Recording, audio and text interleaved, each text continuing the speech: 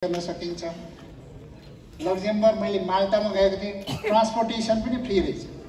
रेभेन्यूको source के हो त भनेर सोद्धाखेरि रेभेन्यूको सोर्स त टुरिज्म मात्रै रहेछ। सानो यत्रो कन्ट्री छ, अरू केही पनि छैन, टुरिज्म मात्रै। एउटा टुरिज्मको रेभेन्यूले शिक्षा, स्वास्थ्य, ट्रान्सपोर्टेसन सबै फ्री छ।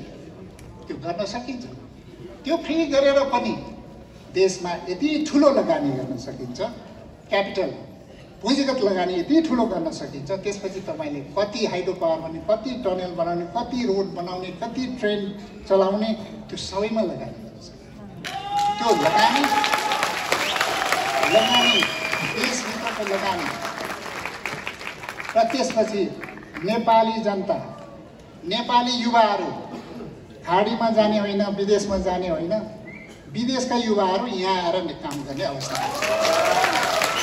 विदेशका युवा, यति सुन्दर देश छ, यति सुन्दर देश छ, हावापानी सुन्दर छ, ठाउँ सुन्दर छ, यति सुन्दर देशमा यति रिसोर्स छ। मैले हाइड्रो पावरको मात्रै कुरा गर्नु, टुरिज्मको कुरा गर्नुहोस्। हाम्रो धार्मिक टुरिज्म कति ठुलो छ। लुम्बिनी, बौद्ध, पशुपति, मुक्तिनाथ, यहाँ हिन्दू, बुद्धिस्ट सबैको टुरिज्म प्रडक्टलाई सेल गर्न सक्यौँ भने कति ठुलो टुरिज्म, धार्मिक टुरिज्म मात्रै। नेचुरल हाम्रो प्राकृतिक स्रोत साधन भएको ठाउँमा हाम्रो माउन्ट एभरेस्टदेखि लिएर सबको टुरिज्मलाई सेल गर्न सक्यौँ भने हामी कहाँ पुग्छौँ? टुरिज्म सेल गर्न सकेका छौँ। अब सबभन्दा ठुलो एसेट भनेको नेपालको, म यो नेचुरल रिसोर्स भन्दा पनि सबभन्दा ठुलो एसेट भनेको ह्युमन क्यापिटल, यो नलेज क्यापिटल, यो तपाईँसँग भएको नलेज। म यो संसारभरि घुमेँ। गल्फ कन्ट्री ओमनमा गएका नेपालीहरूले त्यहाँ ओमनको आइटी सेक्टर लिड गरिरहेछ। 20-30 लाख रुपियाँ खान्छन्, त्यहाँ तलब खान्छ। संसारभरिका नेपालीहरू यति विज्ञ छन् आइटीमा, तपाईँको चाहिँ अहिले हरेक क्षेत्रमा विज्ञता हासिल गरेर त्यत्रो ठुलो काम गरिरहेछ।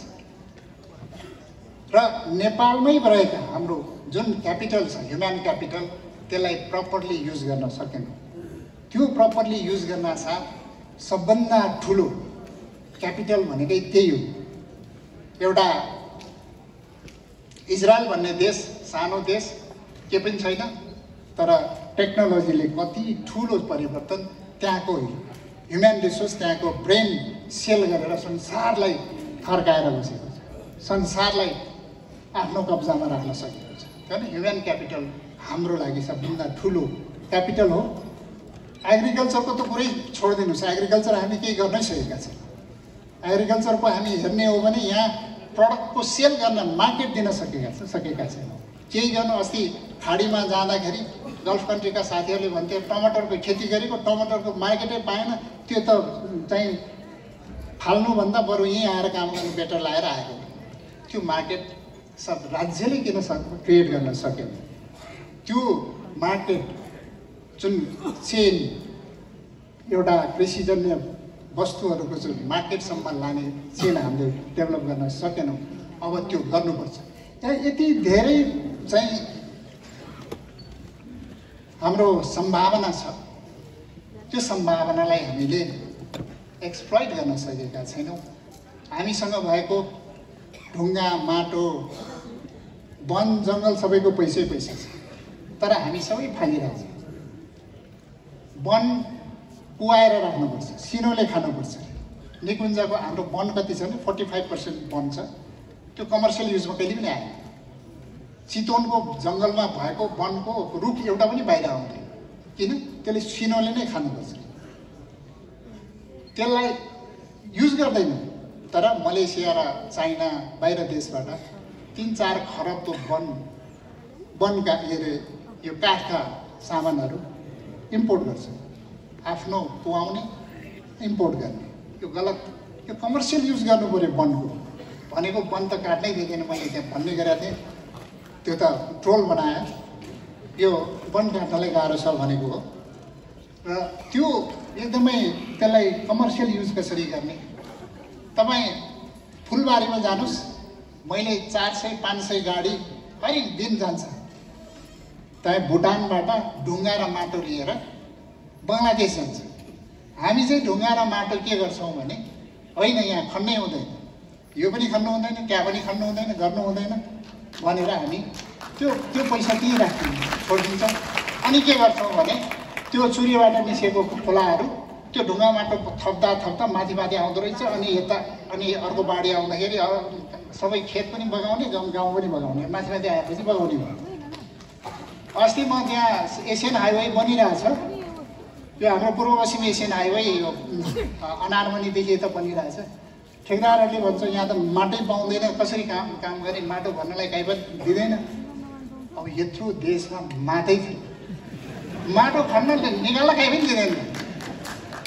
अब गाउँपालिकाले नदिने, उता नगरपालिकाले नदिने, कता नदिने, कहाँ चाहिँ के पनि गर्न नदिने। अनि किन ढिलो गर्नु, 6 महिनासम्म मैले माटो खन्न पनि अहिले पनि पाएको छैन भने अब माटो खन्न नदिने अनि कसरी विकास हुने, रुख काट्न नदिने कसरी विकास हुने। यो ऐन कानुन सबलाई चाहिँ खारिज गरेर जानु, विकास हुँदैन, विकास हुँदैन। यस्ता ऐन कानुन राखेर नेपालमा विकास हुँदैन। म मन्त्री भएको 2.5 महिना भइसक्यो। 6 महिना अगाडि मैले यो गर्नुपर्छ भन्ने काम मन्त्री भएर पनि गर्न सकेको छैन। यो ऐन देखाउँछन्, कता ऐन देखाउँछन्, के हुन्छन्, कामै हुँदैन। अनि कसरी हुन्छ त्यो यो मैले अघि त्यहाँ चाहिँ उसमा पनि देखेँ, यो छाता चाहिँ ऐन ल्याउनुपर्छ, एउटै ऐनले सबलाई सखाप पारेर काम गर्नु। र 10 वर्षको डेभलपमेन्ट टिकेट भनेर घोषणा गर्ने, 10 years डेभलपमेन्ट टिकेट भनेर घोषणा गर्ने, कुनै ऐनको काम नगर्ने, तत्काल काम गर्ने, अगाडि बढ्ने गऱ्यो भने यो देश कहाँबाट काम गर्छ। 2100 ठेक्का लिन्छ, ठेक्का लिएर अब निर्माण व्यवसाय उता जग्गाको किनबेचमा लाग्छ। 15 वर्षसम्म त्यो पुल पनि बन्दैन, सडक पनि बन्दैन। अनि त्यो रोजगारी कहाँबाट क्रिएट हुन्छ, त्यो पैसा त्यहाँ खर्च भएन, त्यहाँ रोजगारी क्रिएट हुने हो, रोजगारी नै क्रिएट हुँदैन। कहाँबाट चाहिँ नेपालीले रोजगारी पाउने। यस्तो अवस्थाले भन्दैन। त्यो भएको हुनाले कार्यान्वयन पक्ष एकदमै बलियो हुन्छ। जतिसुकै तपाईँले भिजन दिनुहोस्, जतिसुकै नीति बनाउनु, कार्यान्वयन गर्नु पर्यो। यो कार्यान्वयन पक्ष राम्रो भएन भने नेपाल कहिले पनि समृद्ध हुँदैन। एक्सनमा जानु पर्यो। अब हाम्रो ब्युरोक्रेसीमा यो अलिकति साइन गर्यो भने त मलाई त अख्तियारले बोलाइहाल्छ नि भन्नुहुन्छ। अब त्यो सानो बजेट 16-17 खरबको बजेटमा 3 खरब रुपियाँ सबैले यो अहिलेको कार्यान्वयन पक्षलाई एकदम जोड दिएर अगाडि बढ्ने हो भने धेरै परिवर्तन हुन्छ। त्यो भएको हुनाले हामी यो देशलाई, हामीसँग रिसोर्स सबै छ, ह्युमन रिसोर्स पनि हामीसँग छ, सबै चिज छ, तर सबै चिजलाई अप्ठ्यारो गर्ने गरेर त्यो बाँधेर त्यो काहीँ पनि जान नसक्ने गरेर बाँधेर राखेको छ। त्यसले देश विकास हुँदैन। अब म यहाँ भइरहँदाखेरि मन्त्री भएर यस्तो कुरा किन गरिरहनु भयो भन्नु होला। अब मन्त्रीले त ऐन परिवर्तन गर्न नसक्दो रहेछ। त्यो ऐन परिवर्तन गर्नलाई त संसद जानुपर्ने रहेछ। अनि संसद छैन। त्यो संसदमा जाँदाखेरि त्यो ऐन एउटा बनाउनलाई 2 वर्ष 3 वर्ष लाग्दो रहेछ। सुमनाजीले शिक्षाको ऐनलाई देख्नु भएको छ, उहाँले सम्पन्न गर्नु कतिको भ्याउनु भयो थाहा छैन। अनि 3 वर्ष ऐन लगाउनलाई, ऐन परिवर्तन गर्न लाग्ने। अनि त्यसपछि एउटा रुख काट्नु पर्यो भने त्यो पन्छाउने भन्छ नि, पर्साई 5 वर्ष पर्साएपछि त्यसपछि रुख त्यो काट्नै पर्छ भने त्यो काटिन्छ। 5 वर्षपछि त्यो रुख काटिन्छ। 5 वर्षसम्म त्यो ठेकदार कहाँ पुग्छन्, त्यसपछि त्यो पैसा कता पुग्छ, भद्रपुर यस्तो तालले देश बन्छ बन्दैन। यो मेरो अनुभव। त्यो भएको हुनाले अबको लिडरसिपले कार्यान्वयन गर्ने, यस्ता ऐनलाई खारेज गर्ने, तत्काल काम गर्ने, काम नगर्नेलाई कारबाही गर्ने। म आएर करिब 250वटा ठेक्का तोडिदिए भने 15-20 वर्षसम्म काम गर्ने, ठेक्का पनि नतोड्ने, मान्छे पनि छैन, के पनि छैन। झापाको एउटा कन्काई पुल भन्ने रहेछ, बिचरा 30-40 किलोमिटर घुमेर आउनुपर्छ। यता चाहिँ तपाईँ के अरे कमलामा एउटा पुल रहेछ, 15 वर्ष भयो, त्यो पनि 15 वर्ष भएछ। त्यो पुल नभएर करिब 90 किलोमिटर घुमेर जनतालाई कति शास्ति हुने त? 5 मिनटमा आउने पर्छ, बोटिङ गरेर हिँड्नुपर्छ त्यो चाहिँ बागमती खोला, कति शास्ति दियो। यस्तो भएपछि जनताले पत्याउँछ, नेतालाई पत्याउँछ, कसरी पत्याउँछ? त्यो हुनाले कार्यान्वयन एकदमै इम्पोर्टेन्ट छ। त्यो मैले भन्न खोजेको के हो भने अबको नेतृत्व, सही नेतृत्वहरू आउनुपर्छ, सही व्यक्तिहरूको चुन्नुपर्छ। त्यसको लागि अब पालो आएको छ जनताको, आम नेपाली जनताले अब सही पार्टी, सही व्यक्ति चुन्नुस्, सही बेला, सही व्यक्ति, सही समय। बुढो भएर म प्रधानमन्त्री चलाउँछु भनेर त्यसले चलाउँछ भने अहिले 20 वर्षको युवालाई विद्युत प्राधिकरण एमडी चलाऊ भन्दा पनि नसक्न सक्छ। सही ठाउँ, टाइम चाहिँ इम्पोर्टेन्ट, उमेर पनि हुन्छ।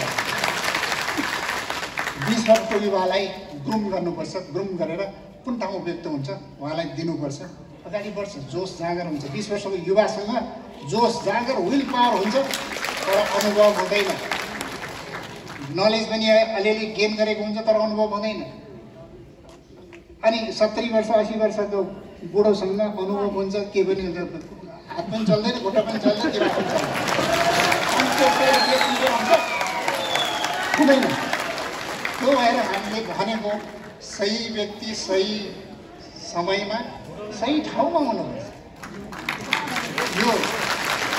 यो मेरिटोक्रेसी, यो लिक्वान युगको म 1 वर्ष विद्युत प्राधिकरणबाट बाहिर निस्किएपछि पहिलो कार्यक्रममा मैले संसारभरिको त्यो लिफलेटहरू पढेँ, यो लिक्वान युगको पढेँ, सबै हेरेँ, उनले दिएका भाषण, उनले गरेका काम सबै हेरेँ। उसको सधैँ focus delivery delivery delivery delivery कसरी दिने, डेलिभरी दिनलाई के गर्नुपर्छ? मेरिटोक्रेसी, अब्बल व्यक्तिहरूलाई छनौट गर्नुपर्छ। मेरिटोक्रेसी मात्रै भनेर पनि हुँदैन, केही अब्बल व्यक्तिहरूलाई चाहिँ केही इन्क्लुजन पनि गर्नुपर्छ। इन्क्लुसिभ मेरिटोक्रेसी, सही व्यक्तिहरू, इन्क्लुजन सही मेरिटोक्रेसी एक आजको आवश्यकता, कार्यान्वयन पक्षमा यो आवश्यकता हो। देश बन्छ, देश बन्दैन भन्ने होइन, यो देश नेपाल देश सिङ्गापुर होइन, नेपालै बन्छ, यति राम्रो बन्छ। संसारभरिको मान्छेले नेपाल बनाउँछ, नेपाल आउनुपर्छ, नेपाल देश यस्तो बनाउँछ भनेर यहाँ नेपालमा सबै ठाउँबाट नेपाल देश चिनेर नेपाल आउँछन् भन्ने मलाई लाग्छ। म यहाँहरूलाई धेरै बोलेँ, आजको यो फोरम दिनुभएकोमा उज्यालो नेपाल पार्टीलाई हार्दिक धन्यवाद। यहाँहरूलाई हार्दिक शुभकामना। यो उज्यालो नेपालले अँध्यारोबाट उज्यालो, अँध्यारो धेरै ठाउँमा छन्, धेरै सेक्टरमा अँध्यारो छन्। यो उज्यालो नेपाल भनेकै एउटा सिद्धान्त हो भन्छु। उज्यालो के को उज्यालो? गरिबीलाई हटाउने उज्यालो, देशलाई समृद्ध बनाउने उज्यालो, सामाजिक न्यायको उज्यालो, सबै क्षेत्रको उज्यालो ल्यायो भने देश समृद्ध हुन्छ। उहाँलाई हार्दिक धन्यवाद, बधाई छ। सबै उपस्थित महानुभावहरूलाई मेरो धन्यवाद भन्दै म यहाँबाट बिदा हुन्छु। धन्यवाद।